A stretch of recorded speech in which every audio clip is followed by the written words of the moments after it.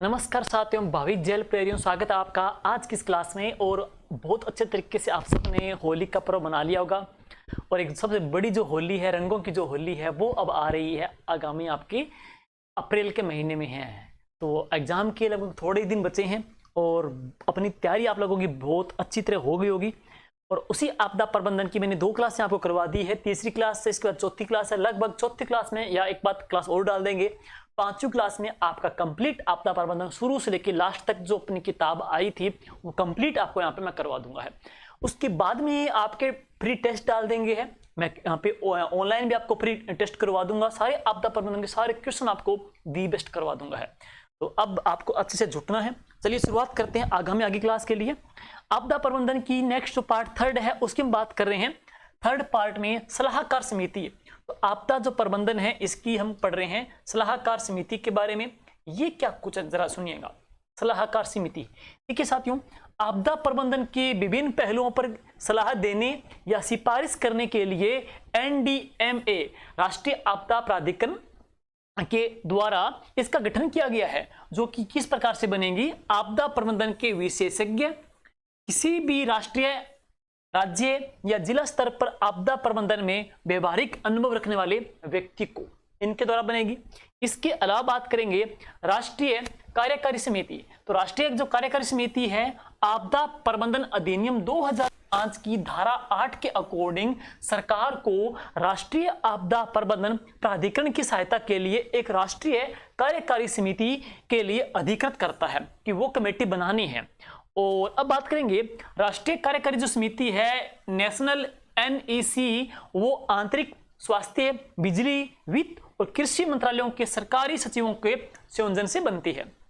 और राष्ट्रीय आपदा आपातकालीन समिति में देश की राष्ट्रीय आपदा प्रबंधन योजना तैयार करती है और यह सुनिश्चित करती है कि इसकी नियमित रूप से समीक्षा या संशोधन किया जाए। नेक्स्ट बात करेंगे अधिनियम की धारा 10 के तहत परिभाषित राष्ट्रीय कार्यकारी समिति की शक्तियां और कार्य है वो इस प्रकार से हैं। आपदा प्रबंधन के लिए एक समन्वयक और निगरानी निकाय के रूप में कार्य करना, राष्ट्रीय प्राधिकरण के द्वारा अनुमोदित की जाने वाली राष्ट्रीय योजना तैयार करना, राष्ट्रीय नीति के कार्यान्वयन को निगरानी करना और योजनाओं के लिए दिशा निर्देश बनाना है। राज्य सरकारों और प्राधिकरणों को उनके कार्यों को करने के लिए तकनीकी सहायता भी प्रदान करना है। और बात करेंगे राष्ट्रीय योजना और केंद्र के अन्य विभागों और मंत्रालयों के द्वारा तैयार की गई योजनाओं को कार्यान्वयन करने की निगरानी करना है। सभी स्तर के ऊपर सरकार की तैयारियों का मूल्यांकन भी करती है और आपदा प्रबंधन के लिए विशेष प्रशिक्षण कार्यक्रम भी आयोजित करवाए जाते हैं। जो भी ट्रेनिंग या पूर्व अभ्यास करवाने हैं उसके लिए ये ट्रेनिंग भी करती है। राष्ट्रीय आपदा प्राधिकरण को आपातकालीन प्रतिक्रिया, बचाव और राहत के मामलों में ऐसे लोगों और भौतिक संसाधनों को उपलब्ध करवाने के लिए सरकार से मांग भी करना है। आपदा प्रबंधन में संबंधित प्राधिकरण, गैर सरकारी संगठन और उससे जुड़े हुए अन्य लोगों को सलाह देना, सहायता करना और गतिविधियों का समन्वय करना है। और आपदा प्रबंधन आदि के बारे में सामान्य शिक्षा और जागरूकता को बढ़ावा देना है। इससे अन्य कार्य करना जो राष्ट्रीय आपदा प्राधिकरण करने की आवश्यकता हो। अब हम बात करेंगे राष्ट्रीय आपदा प्रबंधन संस्थान। राष्ट्रीय आपदा प्रबंधन संस्थान नेशनल इंस्टीट्यूट ऑफ, हम बात करेंगे national institute of disaster management है। तो अधिनियम की धारा 42 NIDM की स्थापना का प्रावधान करती है। तो राष्ट्रीय आपदा प्रबंधन संस्थान की बात करेंगे, इसकी स्थापना के बारे में बात करेंगे। जो अधिनियम है उसकी धारा 42 है, इसकी स्थापना का प्रावधान करेगी। अधिनियम की धारा 42 है, उसकी स्थापना के बारे में उल्लेख करेगी, इंपोर्टेंट है। इसके काम क्या क्या है? प्रशिक्षण मॉड्यूल विकसित करना और अनुसंधान और प्रलेखन करना। नेक्स्ट, राष्ट्रीय आपदा प्रतिक्रिया बल NDRF अधिनियम की धारा 44 के तहत, तो अधिनियम की धारा 44 के तहत राष्ट्रीय आपदा प्रतिक्रिया बल का गठन खतरनाक आपदा स्थितियों के समय प्रशिक्षित पेशेवरों की मदद से एक विशेष प्रतिक्रिया प्रदान करने के लिए किया जाता है, जिसमें चिकित्सा कर्मचारी भी होते हैं, इंजीनियर, टेक्नीशियन, डॉग स्क्वाड, बचावकर्ता आदि भी शामिल है। NDRF ने वर्ष 2008 में बिहार में कोसी के तटबंध टूटने पर, 2013 में उत्तराखंड बाढ़, 2014 में कश्मीर में अचानक आई बाढ़ और 2018 में केरल में आई बाढ़ जैसी स्थितियों में लोगों को बचाने के लिए बहुत अच्छी भूमिका भी निभाई है। तो नाम क्या इसका, राष्ट्रीय आपदा प्रतिक्रिया बल, इसका गठन है अधिनियम धारा 44 के तहत है। तो क्या इसके काम है वो आपने पढ़े हैं। नेक्स्ट, आपदा के लिए राष्ट्रीय स्तर के निर्णायक निकाय कौन कौन से हैं। देखिए प्राधिकरण कौन सा है, तो केंद्रीय मंत्रिमंडल की सुरक्षा समिति संबंधी समिति है। इसके संगठन में कौन होते हैं, अध्यक्ष कौन होंगे, प्रधानमंत्री होंगे, रक्षा मंत्री, वित्त मंत्री और गृह मंत्री और विदेश मंत्री है। भूमिका क्या है इसकी, इसकी भूमिका यह है कि यह तय करना कि क्या किसी घटना का राष्ट्रीय सुरक्षा के दृष्टिकोण से सुरक्षा प्रभाव हो सकता है। इसके अलावा CBRN आपातकालीन जो तैयारी है, CBRN आपातकालीन जो तैयारी है, समन और प्रबंधन के साथ साथ सुरक्षा निहितार्थ के साथ साथ आपदा प्रबंधन के प्रभारी और आपदाओं के लिए तत्परता, न्यूनीकरण और प्रभावी प्रतिक्रिया के लिए आवश्यक कार्रवाई के लिए मार्गदर्शक प्रदान करना और समय समय पर केंद्रीय मंत्रिमंडल की सुरक्षा संबंधी समिति के आपातकालीन जोखिमों की समीक्षा भी करना है। तो ये इसके काम रहेंगे। इसी प्रकार राष्ट्रीय आपदा प्रबंधन प्राधिकरण, national disaster management of authority, इसके अध्यक्ष कौन होंगे, प्रधानमंत्री अध्यक्ष होंगे। सदस्य की बात करेंगे, अधिकतम 9 सदस्य होते हैं जो कि अध्यक्ष के द्वारा नॉमिनेट किए जाते हैं। और संकटकालीन की परिस्थितियों में उठाए जाने वाले सटीक कदमों को मार्गदर्शन प्रदान करना, आपदा प्रतिक्रिया के आदेश, नियंत्रण और समन्वय की देखरेख करना, आवश्यक समझे जाने पर संकट प्रबंधन समूह को निर्देश देना। नेक्स्ट है राष्ट्रीय संकट प्रबंधन समिति, तो इसका हम जिक्र करेंगे। तो इसके जो अध्यक्ष होते हैं वो कैबिनेट सचिव होते हैं, मंत्रालयों के सचिव, विशिष्ट आपदा प्रबंधन से जुड़े हुए विभाग और एजेंसियां हैं। और इसके बाद में है राष्ट्रीय आपदा प्रतिक्रिया बल है, तो पैरामिलिट्री फोर्स के इसके महानिदेशक होते हैं और किसी खतरनाक घटना के घटित होने या होने के बाद में इसकी स्थिति से संबंधित राज्य सरकार और जिला प्रशासन की ये क्या करती है, मदद भी करती है। और इसके बाद में हम बात करते हैं नेक्स्ट प्राधिकरण की बात करेंगे। तो राष्ट्रीय आपदा प्रबंधन संस्थान, केंद्रीय गृह मंत्री इसके उपाध्यक्ष होते हैं। विभिन्न नोडल मंत्रालयों और विभागों और सरकारों सचिवों के सहित सदस्य राष्ट्रीय स्तर के वैज्ञानिक, अनुसंधान और तकनीकी संगठनों के प्रमुख प्रख्यात वैज्ञानिक होते हैं और चिकित्सक हैं। और काम क्या है, आपदा प्रबंधन के लिए मानव संसाधन विकास और क्षमता का निर्माण करना, प्रशिक्षण कार्यक्रमों को डिजाइन और विकसित करना, कार्यान्वित करना है, अनुसंधान और विकास करना है, प्रसार के लिए शैक्षिक सामग्री को विकसित करना है, जागरूकता को बढ़ावा देना है। और इसके बाद में है राष्ट्रीय कार्यकारी समिति है, तो केंद्रीय गृह सचिव इसके अध्यक्ष होते हैं। विभिन्न मंत्रालय विभागों में भारत सरकार के सचिव होते हैं। NDMA को उसके कार्यों के निर्वहन में सहायता भी काम करती है। राष्ट्रीय योजना की तैयारी भी करेगी, राष्ट्रीय नीति के कार्यान्वयन का समन्वय और निगरानी करती है, राष्ट्रीय योजना के क्रियान्वयन और भारत सरकार के मंत्रालयों और विभागों के द्वारा तैयार की गई योजनाओं की निगरानी भी करती है। तो ये थे। अब हम बात करेंगे राज्य स्तर के ऊपर। राज्य स्तर के ऊपर क्या क्या पहल या प्रयास किए जा रहे हैं आपदा प्रबंधन के प्राधिकरण के तहत है।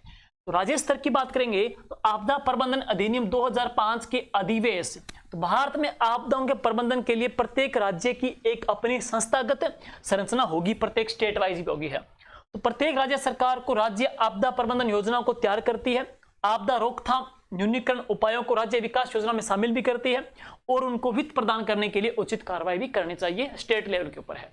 और प्रत्येक राज्य को अपनी राज्य आपदा प्रबंधन योजना विकसित करनी चाहिए। राज्य सरकार आपदा प्रबंधन के सभी पहलुओं में केंद्र और केंद्रीय एजेंसियों का समर्थन भी करेगी। इसके अलावा है नियुक्ति के द्वारा अध्यक्ष के रूप में, नियुक्ति के द्वारा ये इंपॉर्टेंट है, राज्य स्तर पे अध्यक्ष के रूप में सेवारत मुख्यमंत्री के साथ साथ एक राज्य आपदा प्रबंधन प्राधिकरण की स्थापना करना। प्रत्येक केंद्र शासित प्रदेश में एक समान संरचना होगी जिसमें उपराज्यपाल अध्यक्ष के रूप में काम करेंगे है। तो स्टेट लेवल की बात करेंगे तो वहां पे अध्यक्ष के रूप में कौन होंगे, सेवारत मुख्यमंत्री है, जबकि केंद्रीय शासित प्रदेश में एक समान संरचना होगी और जिसमें उपराज्यपाल है वो उसके अध्यक्ष रहेंगे है। आगे देखिए नेक्स्ट राज्य आपदा प्रबंधन प्राधिकरण है, स्टेट डिजास्टर मैनेजमेंट अथॉरिटी। उसका हम जिक्र करें तो आपदा प्रबंधन अधिनियम की धारा 14 के तहत, धारा कौन सी है, 14 के तहत है, राज्य प्रबंधन आपदा प्राधिकरण की आपदा योजना को विकसित करेगा है। तो स्टेट के ऊपर धारा 14 में इसका उल्लेख मिलता है। इसकी अध्यक्षता कौन करेंगे, इसके अध्यक्ष मुख्यमंत्री करते हैं और इसमें मुख्यमंत्री के द्वारा नियुक्त कितने मेंबर होते हैं, तो इसमें 8 सदस्य होते हैं जो कि किसके द्वारा नियुक्त होते हैं, मुख्यमंत्री जी के द्वारा नियुक्त होते हैं। धारा 28 के अकॉर्डिंग धारा 28 के अकॉर्डिंग हम बात करेंगे, आवश्यकता यह है सुनिश्चित करने के लिए है कि सभी राज्य विभाग राष्ट्रीय और राज्य प्राधिकरण की आवश्यकता के अनुसार आपदा की रिकवरी योजनाएं तैयार करें। नेक्स्ट, राज्य में 1 अगस्त 2007 से आपदा प्रबंधन अधिनियम 2005 लागू किया। भाई वेरी वेरी इंपॉर्टेंट, इतनी लाइनों में मोस्ट लाइन ये निकल के आ रही है, ये लाइन नहीं भूलनी है, ये लाइन काट करके दीवार पे चिपका लो भाई, याद रहनी चाहिए दीवार पे अच्छी तरह से, कभी पढ़ना है, कभी भी प्रश्न आ सकता है कि राजस्थान में आपदा प्रबंधन अधिनियम लागू कब किया। तो राजस्थान में 1 अगस्त 2007 से। आपदा प्रबंधन अधिनियम है कब का? 2005 का है। राजस्थान में आपदा प्रबंधन अधिनियम 1 अगस्त 2007 से लागू हो गया। मोस्ट इंपोर्टेंट है, अच्छे प्रकार से पिन कर लीजिएगा इस मैसेज को। अब हम बात करेंगे आपदा प्रबंधन अधिनियम 2005 की धारा 14 की अनुपालना में मुख्यमंत्री की अध्यक्षता में 6 सितंबर 2007 को आपदा प्रबंधन प्राधिकरण का गठन किया गया। तो आपदा प्रबंधन प्राधिकरण अध्यक्ष कौन होते हैं? मुख्यमंत्री होते हैं। मेंबर कितने होते हैं? 8 मेंबर होते हैं। तो इसका जो गठन हुआ था ना, तो आपदा प्रबंधन प्राधिकरण का, तो इसका हम पढ़ेंगे कब है? 6 सितंबर 2007 को, 6 सितंबर 2007 को। लेकिन अधिनियम की इस अधिनियम को स्टेट में लागू कब किया? तो 1 अगस्त 2007 को लागू कर दिया गया है। राज्य आपदा प्रबंधन नीति आपदाओं के प्रबंधन में उनसे बचाव के लिए 25 अक्टूबर 2000 से राज्य नीति लागू की है। तो ये तीनों प्रश्न इंपॉर्टेंट है भाई, तीनों के तीनों मोस्ट इंपॉर्टेंट है आगामी जेल प्रहरी के लिए। अच्छे से देख लीजिए, तीनों में मुझे लगता है एक न एक जो क्वेश्चन है वो पक्का ही आपके एग्जाम में पढ़ने वाला है। एक तो है राज्य आपदा प्रबंधन नीति आपदाओं के प्रबंधन उनसे बचाव के लिए जो राज्य नीति है वो कब लागू हुई? तो 25 अक्टूबर 2007 को है। नेक्स्ट, राजस्थान में आपदा प्रबंधन अधिनियम जो लागू हुआ था वो कब हुआ था? 1 अगस्त 2007 को हुआ था है। और इसके जो पैनल है यानी कि मुख्यमंत्री अध्यक्ष होते हैं, जो सदस्य वगैरह होते हैं, उनका जो गठन हुआ था, प्राधिकरण जो बनाया गया था वो कब? 6 सितंबर 2007 को। मोस्ट इंपोर्टेंट है ये।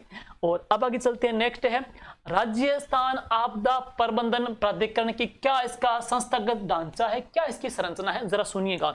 राजस्थान आपदा प्रबंधन प्राधिकरण राजस्थान आपदा प्रबंधन अधिनियम 2009 की बात करेंगे तो निम्नलिखित सदस्यों से मिलकर गठित होगा। निम्नलिखित सदस्यों से मिलकर गठित होगा। एक तो कौन है? माननीय मुख्यमंत्री राजस्थान सरकार जो अध्यक्ष होंगे हैं। प्रभारी हैं वित्त विभाग राजस्थान सरकार के हैं। प्रभारी मंत्री कौन है? जल संसाधन विभाग के, जल संसाधन विभाग के हैं। प्रभारी मंत्री कौन है? ग्रामीण विकास पंचायती राज के हैं। प्रभारी मंत्री कौन है? चिकित्सा और स्वास्थ्य विभाग राजस्थान सरकार के हैं। और हम बात करेंगे प्रभारी मंत्री कौन है? स्वायत्त शासन और नगरीय विकास के हैं। प्रभारी मंत्री कौन है? गृह विभाग राजस्थान सरकार के। और इसके अलावा 8 की बात करेंगे तो प्रभारी मंत्री कौन है? कृषि और पशुपालन विभाग के। 9वां जो पढ़ेंगे तो प्रभारी मंत्री कौन है? आपदा प्रबंधन और सहायता विभाग राजस्थान सरकार के हैं। तो राजस्थान आपदा प्रबंधन प्राधिकरण में कुल कितने मेंबर होते हैं? ये वेरी वेरी इंपॉर्टेंट प्रश्न है। राजस्थान आपदा प्रबंधन प्राधिकरण में कुल 9 मेंबर होते हैं। और इसके जो अध्यक्ष होते हैं तो वह कौन होते हैं? मुख्यमंत्री होते हैं। और मुख्य जो कार्यकारी जो अधिकारी पढ़ते हैं तो वह कौन होते हैं? मुख्य सचिव है। तो मुख्य कार्यकारी जो अधिकारी होते हैं वो मुख्य सचिव होते हैं, अध्यक्ष सीएम होते हैं। और इसमें कुल पैनल में कुल कितने मेंबर रहते हैं? तो 9 मेंबर रहते हैं। वेरी वेरी इंपॉर्टेंट है साथियों आगामी एग्जाम के लिए।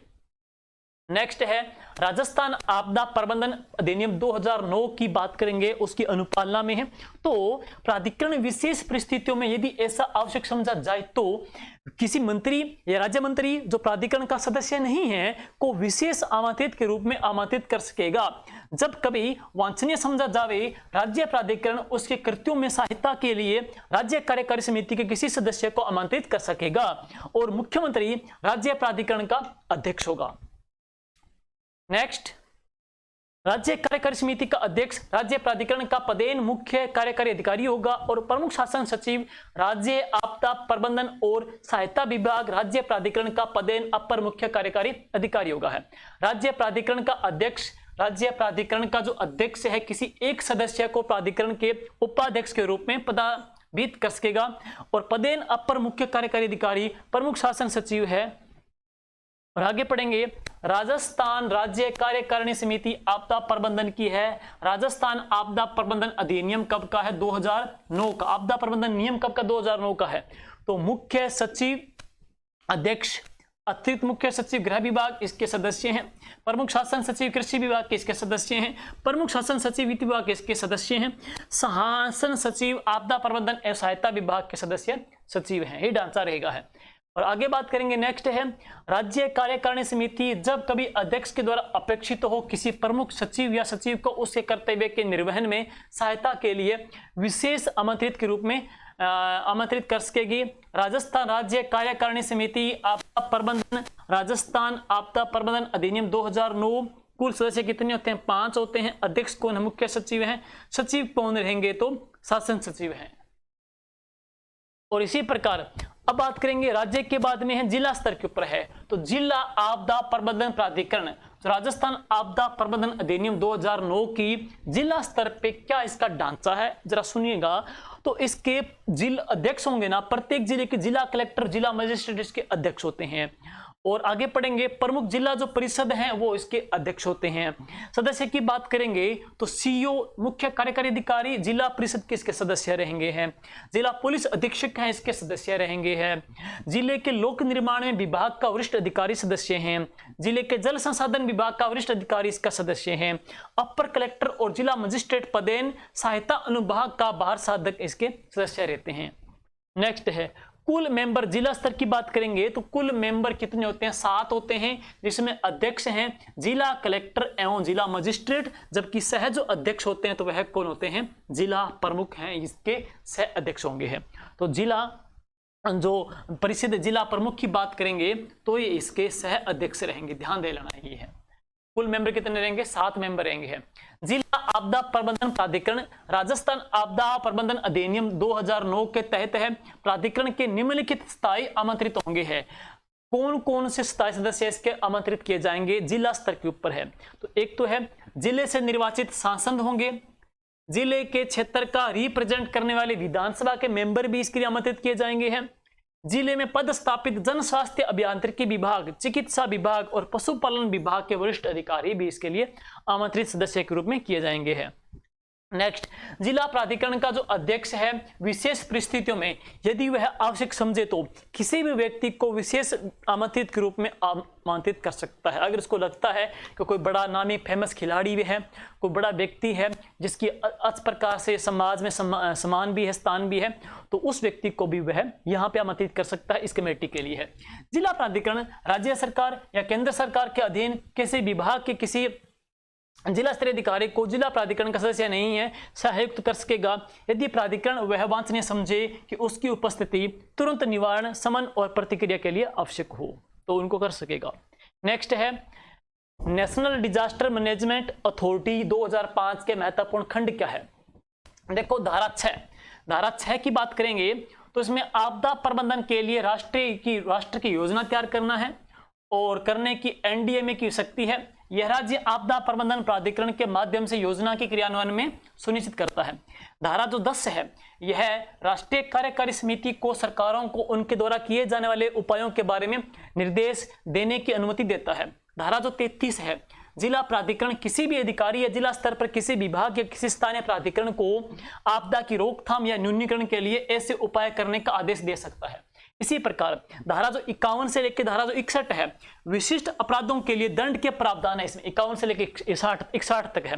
किसी भी अधिकारी या कर्मचारी को उसकी ड्यूटी करने से रोकने वाले को जेल होगी, सजा की अवधि 1 साल तक बढ़ाई जा सकती है या जुर्माना सजा दोनों हो सकते हैं। तो इसमें धारा 51 से लेकर 60 तक इनका उल्लेख है।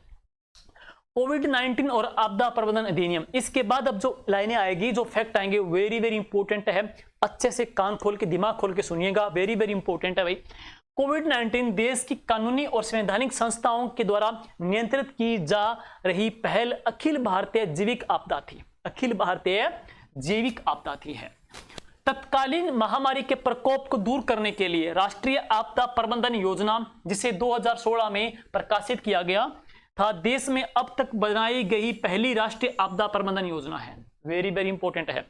राष्ट्रीय आपदा प्रबंधन योजना जिसे 2016 में प्रकाशित किया गया था, यह देश में अब तक बनाई गई पहली राष्ट्रीय आपदा प्रबंधन योजना है। नेक्स्ट, आपदा जोखिम को कम करने के लिए आपदा जोखिम न्यूनीकरण 2015 से लेकर 2030 के लिए सेंडाई फ्रेमवर्क के हस्ताक्षरकर्ता ने भारत में राष्ट्रीय आपदा प्रबंधन योजना को अपनी राष्ट्रीय नीति में शामिल किया और यह भारत को आपदा प्रतिरोधी बनाने के साथ साथ में जीवन और संपत्ति को नुकसान को काफी हद तक कम करने में भी सहायक होगा। राष्ट्रीय आपदा प्रबंधन योजना का उद्देश्य भारत को आपदा प्रतिरोधी बनाने के साथ साथ जीवन और संपत्ति के नुकसान को भी व्यापक रूप से कम करता है। और इसके अलावा रणनीति सेंडाई फ्रेमवर्क के 4 मुख्य विशेषज्ञों पर बनाई गई है, विशेष रूप से आपदा जोखिम को समझाना और आपदा जोखिम प्रशासन में सुधार करना, आपदा न्यूनीकरण में निवेश करना, आपदा की तैयारी, पूर्व चेतावनी, आपदा के बेहतर तरीके से निर्माण करना। राष्ट्रीय योजना में 2005 के आपदा प्रबंधन अधिनियम 2009 के एनडीए में प्रदान किए गए अधिशेष के अतिरिक्त सेंडाई फ्रेमवर्क की राष्ट्रीय प्रतिबद्धता शामिल है। अतः एनडीए के व्यापी लक्ष्य है, इतना कोई महत्वपूर्ण नहीं है। और इसके बात करेंगे आगे। इसके बाद ये देखिएगा, आपदा प्रतिरोधी इंफ्रास्ट्रक्चर के लिए गठबंधन है। यह राष्ट्रीय सरकार, संयुक्त राष्ट्र एजेंसियों और कार्यक्रमों, बहुपक्षीय विकास बैंक, निजी क्षेत्र और शैक्षणिक संस्थाओं की एक बहुत हितधारक वैश्विक साझेदारी है। आपदा प्रतिरोधी इंफ्रास्ट्रक्चर के लिए गठबंधन की स्थापना 2019 में भारत सरकार के नेतृत्व में हुई और UNDRI ने के सहयोग से की गई है। अब इसके बाद हम चलते हैं नेक्स्ट। राजस्थान में अकाल से संबंधित कौन कौन से फैक्ट बनेंगे, अब प्रश्न इंपोर्टेंट है। देखिए, राजस्थान में अकाल के संदर्भ में एक कहावत फेमस है कि तीजो कुरियो आठों काल, अर्थात प्रत्येक 30वें वर्ष में एक छोटा अर्धकाल और 8वें वर्ष में बहुत भयंकर अकाल होता है। त्रिकाल किसे कहते हैं? ऐसा अकाल जिसमें भोजन, चारे, पानी का संकट हो। राजस्थान में ऐसा कब पड़ा था? 1987 से लेकर 1988 में पड़ा था।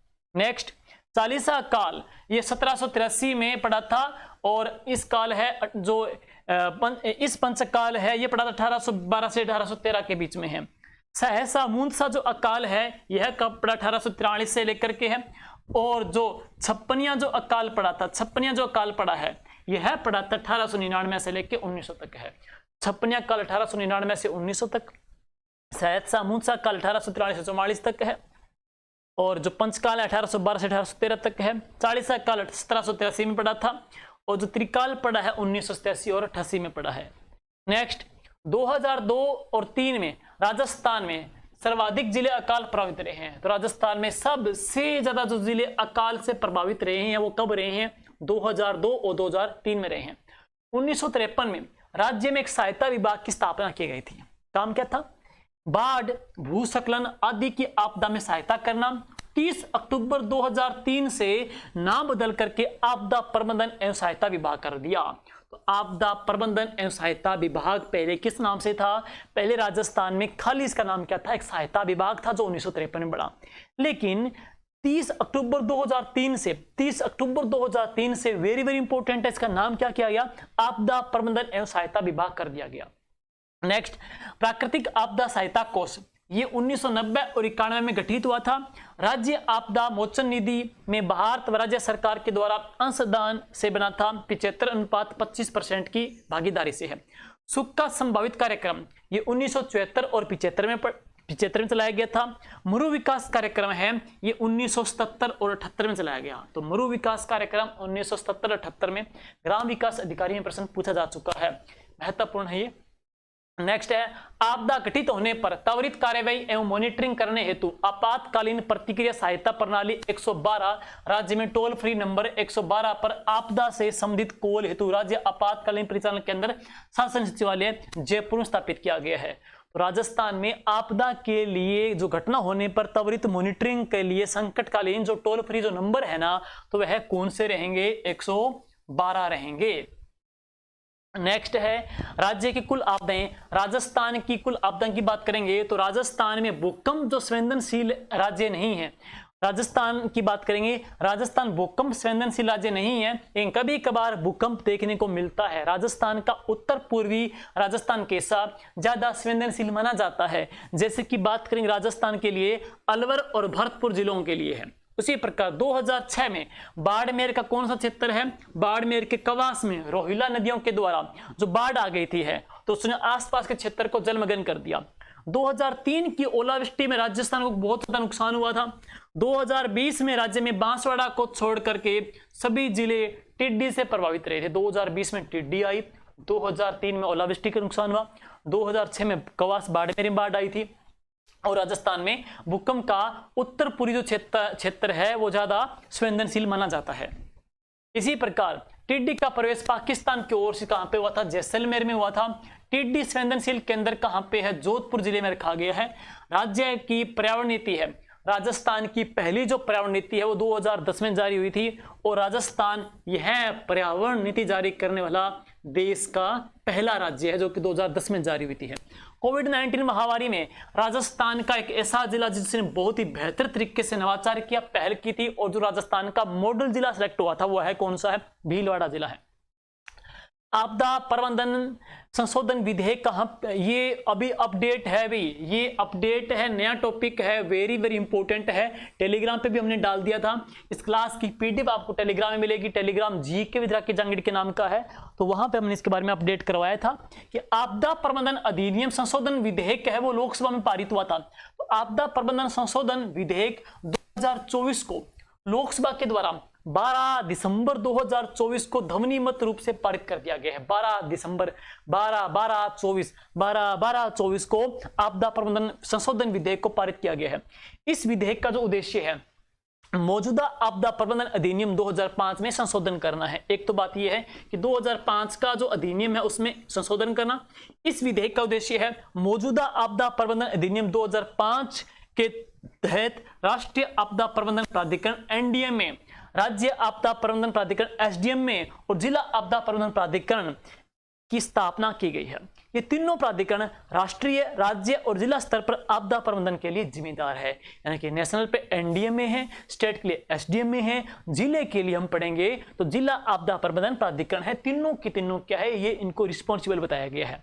नेक्स्ट है विधेयक के मेन पॉइंट क्या है, की पॉइंट क्या है। इस विधेयक के तहत राष्ट्रीय आपदा प्रबंधन प्राधिकरण एनडीएम में और राज्य आपदा प्रबंधन प्राधिकरण एसडीएम में को आपदा योजना बनाने के लिए अधिकार दिया गया है कि आपदा को निपटने के लिए किस प्रकार से आप पूर्व प्लान करें, योजना किस प्रकार से बनाएं। नेक्स्ट, आपदा प्रबंधन से जुड़ी हुई झूठी जानकारी देने या आपदा फैलाने वाले पर 2 से अधिक 1 से लेकर 2 वर्ष तक की जेल हो सकती है। राष्ट्रीय और राज्य स्तर पर आपदा का डेटाबेस भी बनाया जाएगा है। नेक्स्ट है, और अब बढ़ेंगे इसमें राजधानी और बड़े शहरों में आपदा प्रबंधन प्राधिकरण में बनाए जाने का है। और इसके बाद में है विधेयक में, अब देखो विधेयक में शहरी आपदा प्रबंधन प्राधिकरण की स्थापना पर जोर दिया गया है। इस अधिनियम में आपदा स्थितियों के लिए विशेषज्ञ प्रतिक्रिया के लिए राष्ट्रीय आपदा प्रतिक्रिया बल के गठन के प्रावधान है।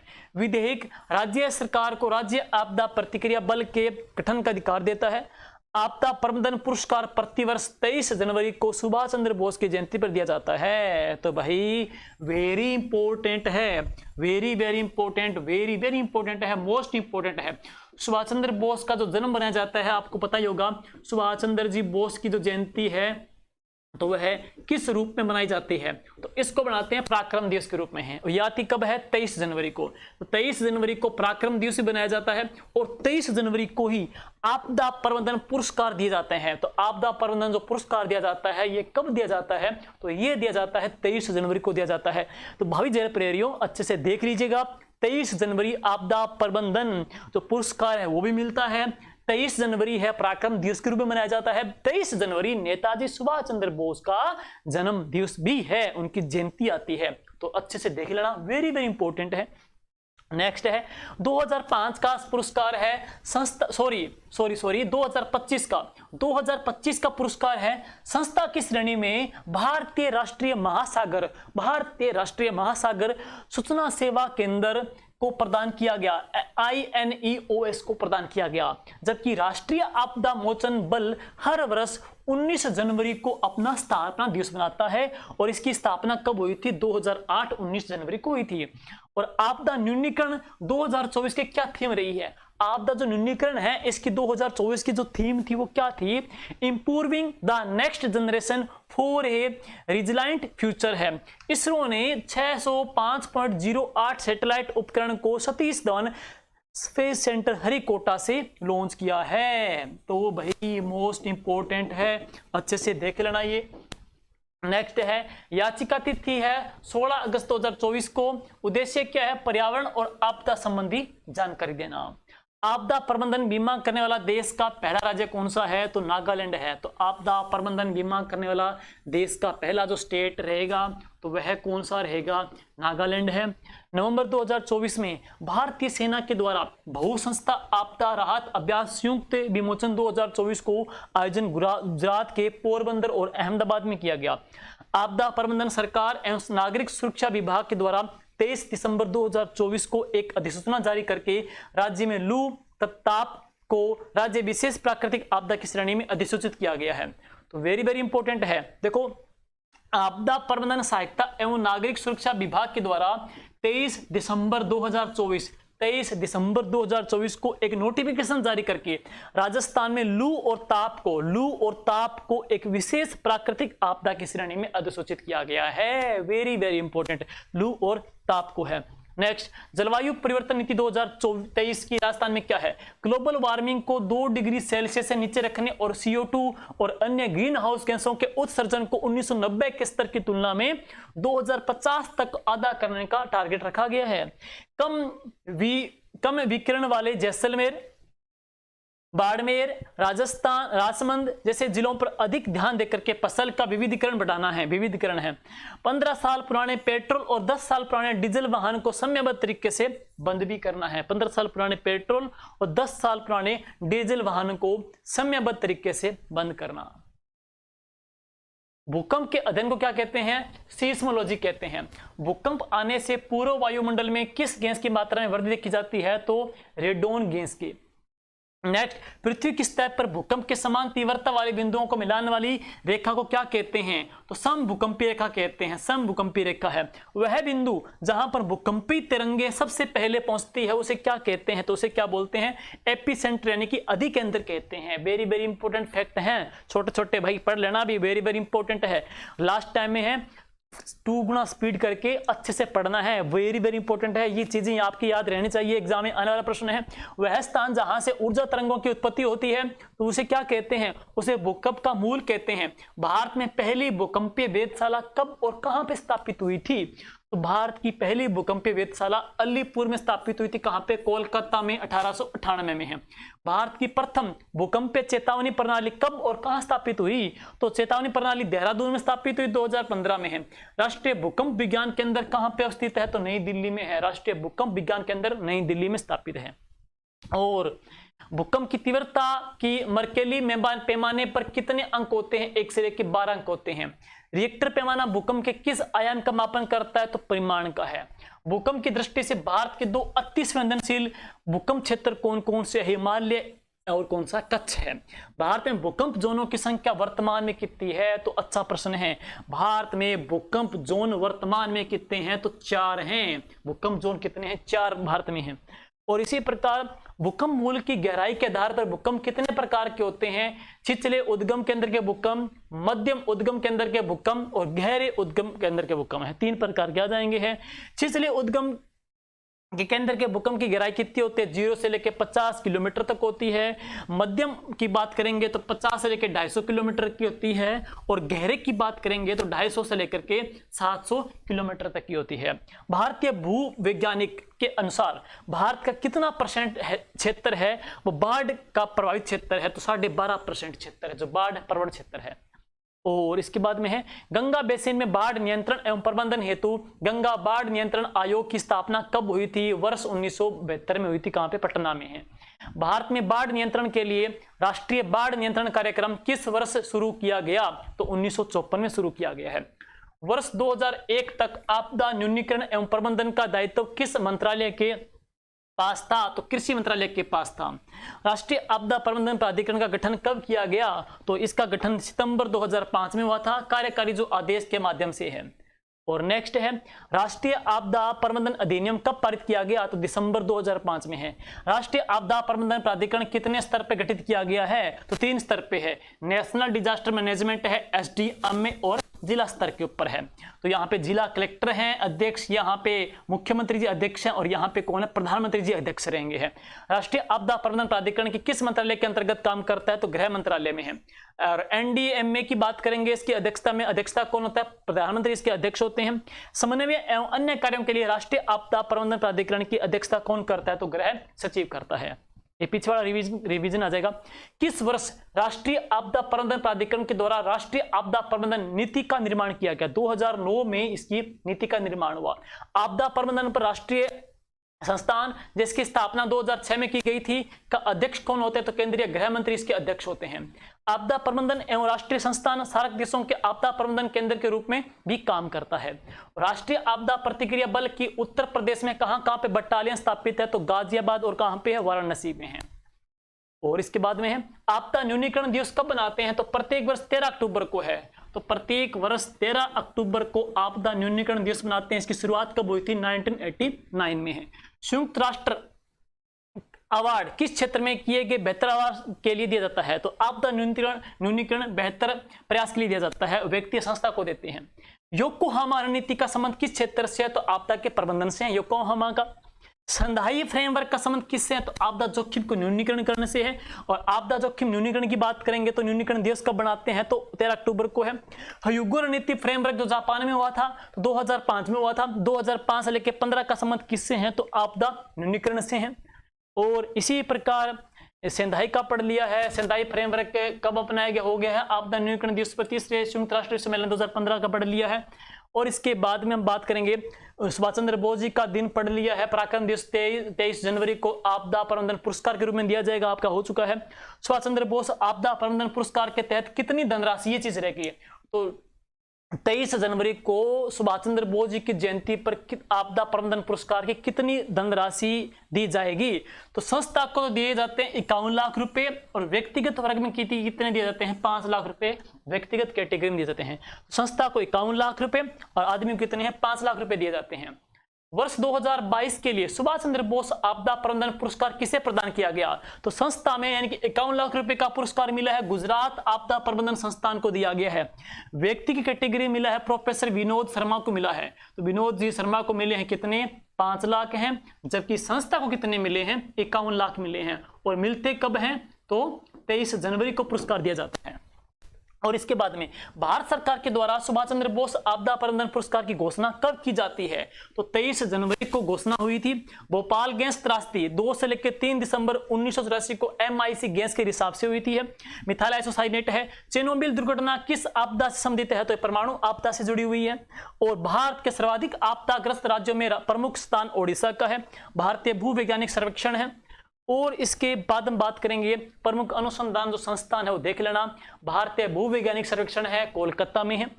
भारतीय राष्ट्रीय महासागर सूचना सेवा केंद्र कहां पे, हैदराबाद में है। भारतीय मौसम विज्ञान विभाग कहां पे, नई दिल्ली में है। भारतीय मौसम वेधशाला कहां पे, पुणे में है। भारतीय उष्ण मौसम विज्ञान संस्थान कहां पे, पुणे में है। केंद्रीय शुष्क क्षेत्र अनुसंधान संस्थान कहां पे है, जोधपुर में है।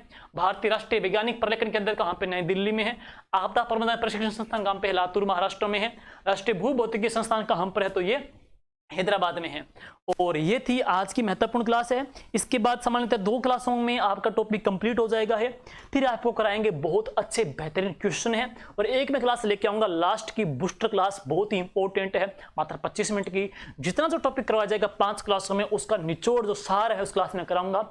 जिन्होंने 5 क्लासें नहीं देखी वो क्लास लास्ट वाली क्लास को देख लेना, हक आ जाएगा आपको, पूरा दावे के साथ कह रहे हैं। और आप सभी को नेक्स्ट अगली क्लास के लिए ऑल द बेस्ट। अगली क्लास और लेके आएंगे हैं। आप लोग अपना स्नेह प्यार बनाए रखिएगा, क्लास लाइक कर दीजिएगा, शेयर कर दीजिएगा। और जिन्होंने ये जेल लाइब्रेरी की बुक नहीं ली है, अब भी मौका है साथियों, टाइम गया नहीं है। ऐसा ना हो कि बाद में अफसोस हो।